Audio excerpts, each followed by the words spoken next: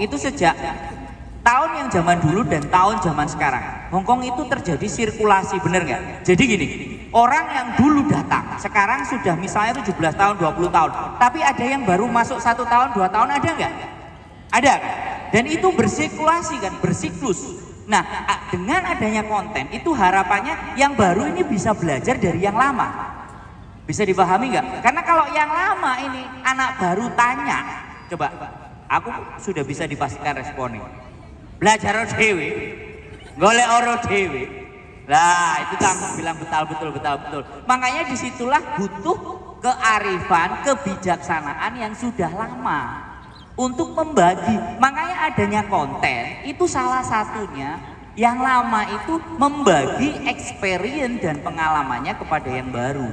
Tujuannya agar yang baru itu tidak terjerumus kasus-kasus masalah-masalah yang lama, dan itu butuh kebesaran hati teman-teman ini semuanya. Bukan saya, bukan Miss Yuni, kita hanya sebatas media. Harapan saya sebenarnya malah ada 1, 2, 3 yang mau menyuarakan atau keluh kesahnya kalian itu digunakan dengan bahasa Kantonis. Keren kan? Jadi yang denger itu bukan hanya orang kita, tapi orang sini akan dengar. Derita hati, kesengsaraan, sing biasanya nek sarapan sego sak piring cuman roti saler. Loh ya bener nggak? Terus yang kedua yang biasanya mangan lawon dok, tahu tempe, sambel, wah munjung segone cuman joisam, saler, rongler, kan? Terus ada nggak yang sampai makannya hanya dikasih sisanya tulang-tulang dan dagingnya sedikit? Nah, langsung pengakuan dosa semuanya. Ya kan? Kenapa hal seperti itu ingin saya ungkap di konten sosial media. Itu supaya yang baru ini terus berputar.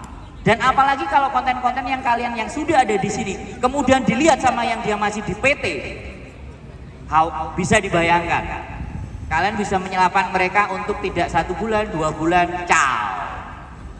Yang kalau ada berita kayak gitu itu mesti viral, mesti ditelok. Romulan seminggu wis metu. Kemarin itu komennya nang isor ngujat kabeh.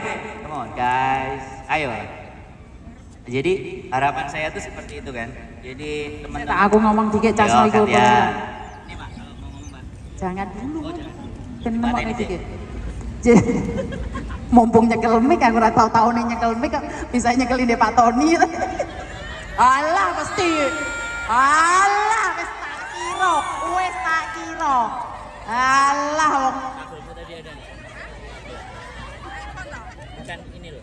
wis tak sangka kalian langsung sensitif. Diajak ngomong ngono pikirane wis melayang miring pisan. Sing ora tau sunah Rasul kapok. Sapa sing sunah Rasul dek kene?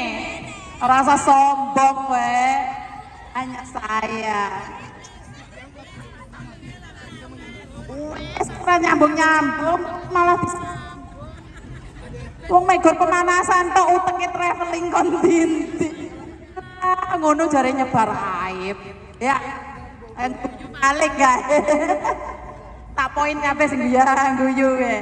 Wis tau ngrasane sunah Rasul apa lah?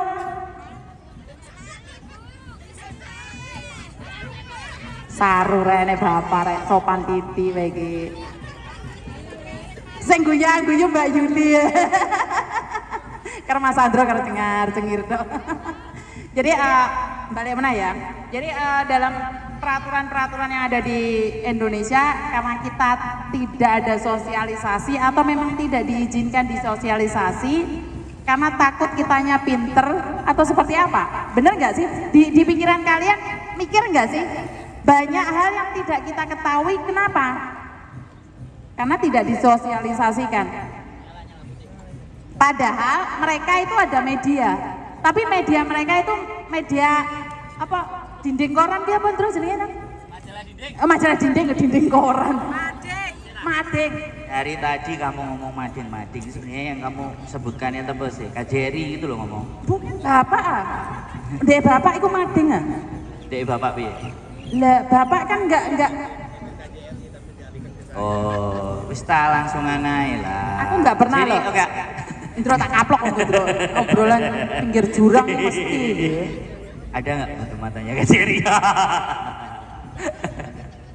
Wah, diceluk kok. Enggak apa-apa sih, karena itu evaluasi ya, sebenarnya evaluasi. Orang aku ora nyindir. Wah, Evaluasi dari sosial media, nggak apa-apa ya, kita aja yang bikin loh. Kenapa masalahnya? Kita bilang kita kerjasama sama BP2MI, kita kerjasama sama yang lain-lain, kita ngobrol, kan subscribermu udah 100, ya kan? Gara-gara teman-teman, tepuk tangan dong untuk teman-teman semuanya, teman-teman. Jadi kita sajikan info-info yang update, yang akurat. Gara-gara awakmu sama Pak Putra loh, semuanya pada ribut mau cuti. Ayo tanggung jawab saya gue. maksudnya Bi? Kamu live jam 9 di Mevu sama Pak Putra itu loh, proses pulang itu loh, kan di situ juga dianjurkan untuk ke PT laporannya. Oh, ayo protes angkat tangan, yang protes angkat tangan. Hajar ini, hajar. Oke, sebentar. Pak Putra kan orang birokrasi nih. Dan Pak Putra memberikan penjelasan sesuai dengan porsinya. Ya, saya rasa Pak Putra tidak salah dalam hal ini. Tapi sekali lagi, karena kita kan nggak tahu mereka ada porsi seperti itu. Karena itu setelah melempar ini, gue harus mulai Indonesia. Ya, aku mau pulang Indonesia. Oke. Nah, Jadi aku akan bikin bagaimana BPJS, bagaimana sebenarnya kalau laporan dari PT dan cap dari PT di kontrak teman-teman sudah ada. ya itu kan yang saya bantahkan, benar nggak sih? Nah, karena itu kan Pak Benny selalu ngajarin stafnya untuk turun ke bawah. Jangan lihat apa sih undang-undang? Oleh ngarani kayak tulisan wok yang loh. Oh iya aturan. Iya peraturan ini kan mereka hafal peraturan tapi di praktek mereka nggak tahu. Ya benar nggak sih? Kita yang membahasakan ke teman-teman berarti. Maka dari itu saya minta kemarin sama Pak Putra sempat kecewa ya, seolah-olah saya menjatuhkan Pak Putra dalam konten itu. Tapi sekali lagi informasi yang diberikan Pak Putra itu benar di versi dia. Tapi kan kita sebagai orang nangkepnya beda loh Pak. Mulai song minggu kok dipersulit, benar nggak? Jadi saya tidak setuju, karena itu kita tidak setuju. Wongnya dek gini ngomong. Oh berarti saya ngomong lagi. Saya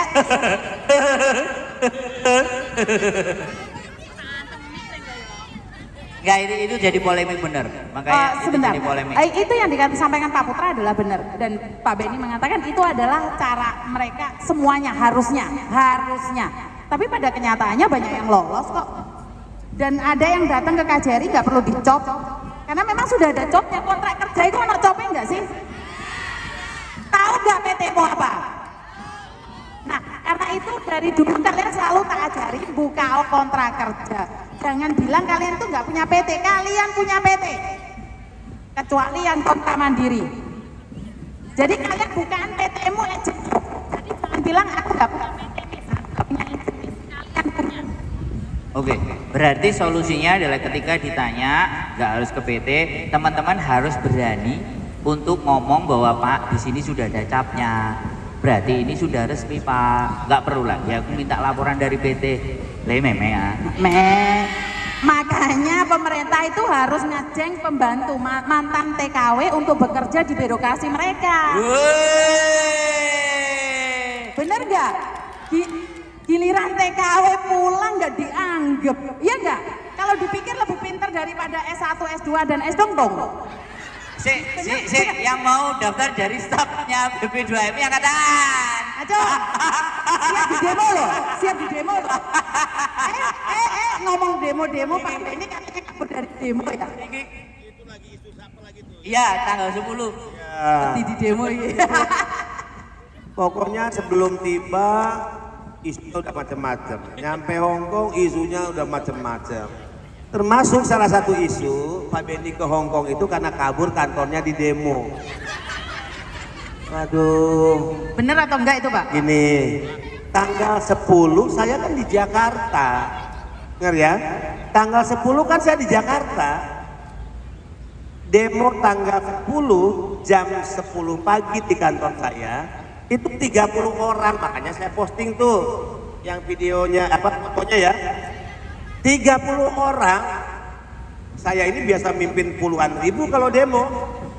Ya. Pak Yuni. Iya, Pak. Biasa mimpin demo puluhan ribu. Masa takut dengan 30 orang? Oh, Bapak yang demo 98 ya? 98. Puluhan ribu. Masa takut dengan 30 orang? Nah, saat demo 30 saya tidak ada di kantor. Dan BPKM ini tidak menerima mereka karena mereka demo tidak terkait pekerja migran. Demo politik, salah alamat. Jadi ngapain mau diterima oleh BP2MI kalau bukan urusan pekerja migran? Kalian tahu nggak? Tanya anak-anak PMI, keluarganya. Jangankan puluhan orang, satu orang aja saya terima di ruangan saya. Saya berikan kehormatan, saya terima di ruangan saya. Satu orang saja. Nah, yang 30 orang itu tidak terkait dengan pekerja migran, jadi memang nggak perlu diterima. Jadi muncul isu hipokrikan siapa, itu saya nggak perlu sebut ya. Seolah-olah akan di demo. Mungkin yang nyebarin isu dengan postingannya itu nggak tahu latar belakang saya, mungkin baru jadi aktivis sekarang. Ya, jadi baru aktivis di zaman Soeharto sudah jatuh, gitu ya. Jadi nggak benar ya isu itu juga ya. Oke, jadi Tadi saya politik, ulangi, bentar, Pak. ya. Saya ulangi. Jadi demo itu tidak membuat Bapak kesini, itu salah. Nggak ada urusan. Oh oke. Ya. Karena saya sendiri Oke. Bapak ngomong demo baru saya ingat nih. Teman-teman screenshot ke saya nanyain, Pak Benny kena demo ya Miss yo? Langsung boleh. Lah enti demo nih. Saya tanya, Pak kena demo ya? Miss Yuni ini Iya, selalu iya, nggak iya. tahu katanya. Jadi intinya adalah bukan lari dari demo tapi mencari hotel Nggak esek-esek yang nyambung. keliru. Ini akan selalu saya singgung Pak, seumur hidup saya. Deso modal googling akhirnya dapat hotel Apple. Semangatnya nyari murah, 7 juta itu malam. Dan yang paling ngenes ada tulisannya Solo Mbak. Aduh. Jadi Saya kontak 2 anggota DPR nggak diangkat loh. libur Pak, 2 anggota DPR. libur Pak. Ya sebetulnya nggak ada alasan libur dong. Oh kan, digaji tidur dulu Pak. Coba ada yang mau tanya lagi nggak? Ada nggak yang masih punya unek-unek? Ayo. Oh iya Pak, sama ini ngomong janji IMEI itu tugasnya siapa Pak? IMEI tugasnya siapa? Iya. Bea Cukai. Bea Cukai di bawah Kementerian Keuangan. Kenapa saya konferensi pers? Saya itu mendahului. Setelah keluar dari istana, Presiden putuskan tidak ada lagi administrasi IMEI, saya duluin tuh. Kalau saya nggak duluin, jangan-jangan isu ini nggak bocor, nggak keluar, nggak dipublikasi. Ya udah saya duluin, saya publikasi aja supaya PMI tahu bahwa Presiden telah mengeluarkan instruksi untuk PMI tidak boleh lagi ada administrasi IMEI. Kalau di lapangan masih ada, ayo kita timpukin sama-sama siapa bea cukainya. Bukan lagi BP2MI, nanti BP2MI disalahin lagi. Ya. Oke, jadi intinya adalah IMEI sudah dihapuskan. Sudah dihapus, tidak berlaku untuk pekerja migran Indonesia.